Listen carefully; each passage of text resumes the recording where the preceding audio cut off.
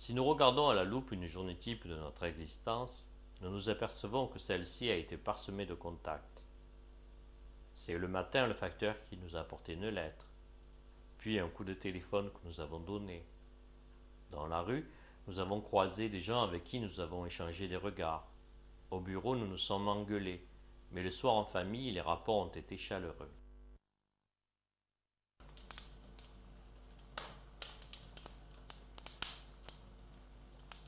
Dans notre journée, nous avons éprouvé différents sentiments.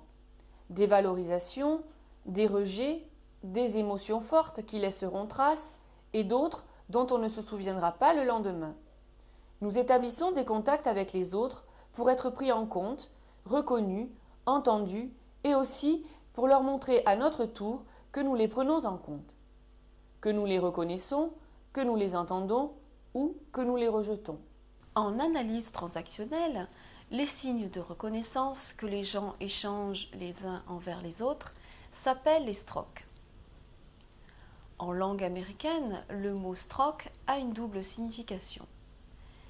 Il peut être traduit par donner un coup, frapper, mais aussi donner une caresse. Nous n'avons pas de mot équivalent en français pour traduire le double sens.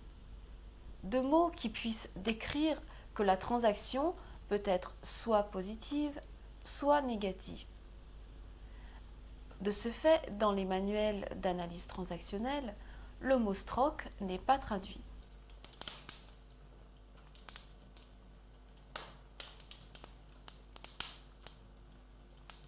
De nombreuses études démontrent que les strokes sont indispensables pour la survie biologique et psychique. Une expérience célèbre consiste à mettre 3 groupes comparables de rats dans des conditions de contact différents.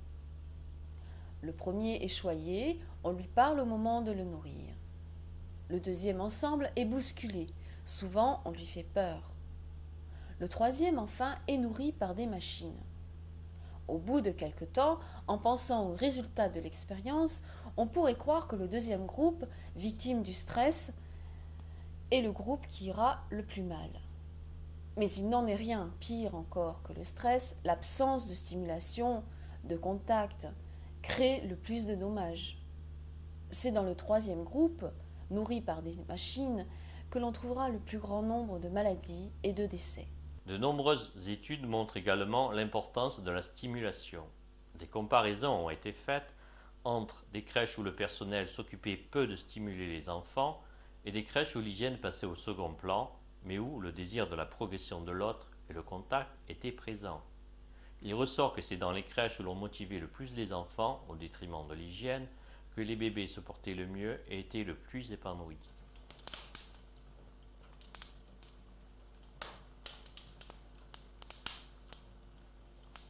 Le stroke positif signifie à l'autre qu'on le reconnaît, qu'on lui attribue de la valeur, qu'on le pousse dans une énergie positive.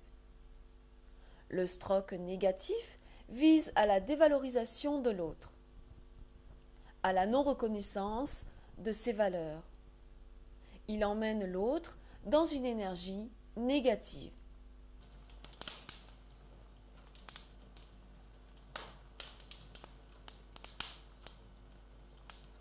Pour vivre, l'individu a besoin d'énergie psychique, de stimulation, d'émotion. En bref, que la machine psychique humaine fonctionne. L'absence de stroke, par le non-désir qu'elle crée, entraîne l'individu vers la maladie et la mort. L'instinct de vie pousse l'être humain à rechercher des strokes. Lorsqu'il n'a pas la possibilité, ou lorsqu'il ne sait pas obtenir des strokes positifs, l'homme recherchera des strokes négatifs. Nous pouvons dire que la vie, c'est le mouvement, et la mort, l'immobilité. Aussi, nous rencontrons souvent des gens qui, pour vivre, se nourrissent de conflits.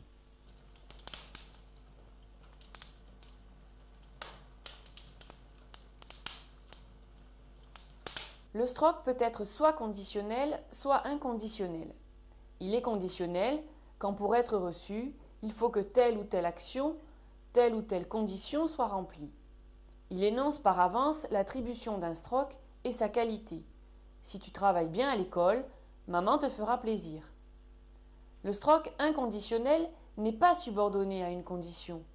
Il est donné de façon positive ou négative, mais de manière absolue. Il présente donc un risque plus élevé par rapport au stroke conditionnel qui est moins engageant. Pour qu'un stroke positif prenne toute sa puissance, il faut qu'il soit le plus possible authentique, en rapport avec la situation, individualisé, mesuré, argumenté. Le stroke manquant d'authenticité se sent, il sonne fou. Le stroke, qui n'est pas en rapport avec la situation, tombe un peu comme un cheveu sur la soupe.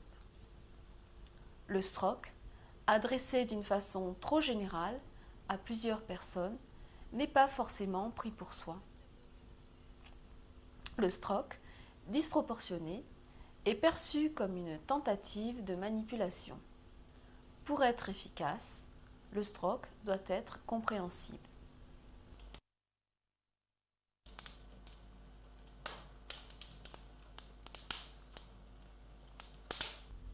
Lorsqu'un individu n'arrive pas ou ne peut pas obtenir de stroke positif, il va tout faire par défaut pour obtenir des strokes négatifs. L'énergie psychique dégagée par un stroke positif est très supérieure à celle dégagée par un stroke négatif.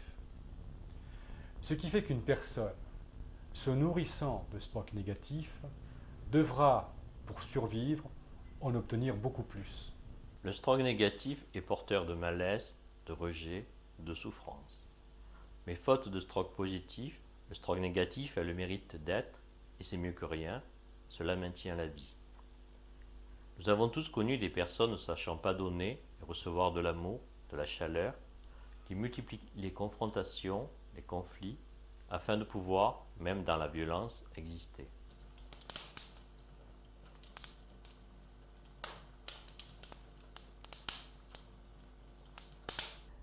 Chaque individu fonctionne dans une fourchette de consommation habituelle de stroke.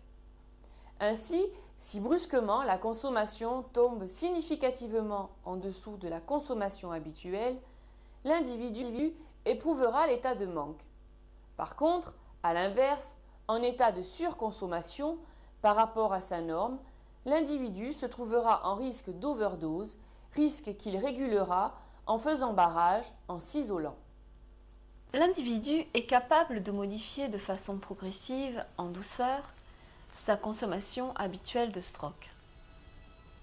Lorsque nous rencontrons des personnes fonctionnant en mode économique, habituées à vivre avec peu de stroke, il convient de leur en donner avec prudence, de façon à ne pas les mettre en overdose. En effet, un peu comme pour le climat, tout changement brusque perturbe. Lorsqu'on veut stroquer positivement l'autre et que cet autre se trouve habitué à ne consommer que peu de chaleur, pour reprendre l'image du climat en hiver, on peut le faire, mais en respectant la règle de la dose habituelle, en ne perdant pas de vue que les écarts climatiques brutaux et importants dérangent.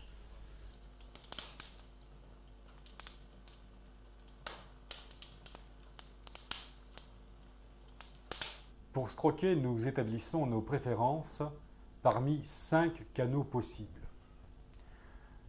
Le premier, la parole. Autrement dit, exprimer les mots par des sons. Certains préféreront téléphoner plutôt que d'écrire. 2, l'écriture, précisément. Certains individus pourront exprimer les choses qu'ils n'auraient pas pu dire par l'expression orale. 3, le contact direct, le toucher, se sentir proche physiquement. 4, la présence par l'odeur. Tout le monde a entendu dire un jour ou l'autre cette expression, celui-là ou celle-là, je ne peux pas, ou le sentir ou la sentir. Enfin, il y a le regard. Que d'émotions passent par le regard. Je t'ai vu. Il nous a vus. Il ne nous regarde pas. Le stock est une énergie que l'on peut stocker, mais pas indéfiniment. Il est, comme les produits alimentaires, à date limite. On peut faire des réserves certaines heures, certains jours, certains mois de l'année pour les utiliser en période où les contacts sont moindres. Toutefois, passé un certain temps, les stocks étant éventés, l'état de manque peut apparaître, même si la quantité de stock engrangée a été importante. Et avec ce manque, nous trouverons la souffrance liée à une trop grande variation de la quantité de stimuli. Certains vivent leur vie comme s'ils stockaient leur stock dans une réserve sans fond, comme s'ils étaient perpétuellement en manque de stock.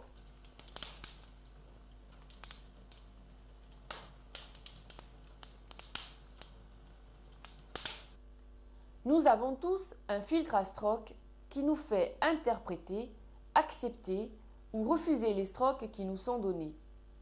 Suivant ces croyances, l'individu pourra par exemple transformer des strokes positifs en strokes négatifs. Il m'a dit que j'ai bien réussi mon travail. Il n'en pense pas un mot. C'est pour me manipuler qu'il me passe la brosse à reluire et d'abord c'est pas vrai, mon travail était nul. Le stroke, l'énergie psychique, née du contact, de la relation, est inépuisable car renouvelable. La croyance suivant laquelle le stroke est rare, donc il est dangereux de le distribuer facilement, est fausse. Car plus on en donne, plus on augmente nos chances d'en recevoir. Et plus on en reçoit, plus on peut en stocker pour les jours de disette.